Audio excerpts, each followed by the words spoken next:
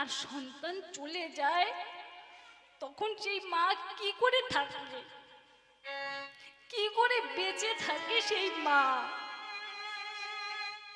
সন্তান হারানোর যে কষ্ট সে একটা মাই বোঝে। তাই আজকে ভগবান মাকে ছেড়ে চলে যাচ্ছেন, সে কান্না করছেন, বলছে লালা তুই যাস না, তুই যাস না, তুই চলে গেলে আমি কি করে বাঁচবো, কি করে থাকবো?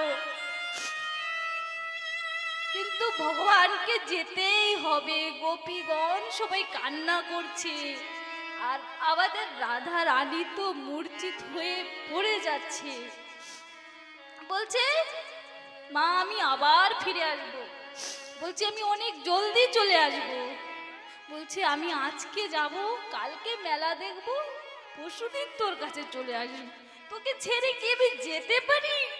একটা মায়ের কত স্বপ্ন থাকে, তার একটা সন্তানকে নিয়ে এত আশা করে থাকে যে একদিন সে কষ্ট সে দূর করবে, কিন্তু সেই সন্তান যদি চলে যায় সেই মা কি করে বাঁচে?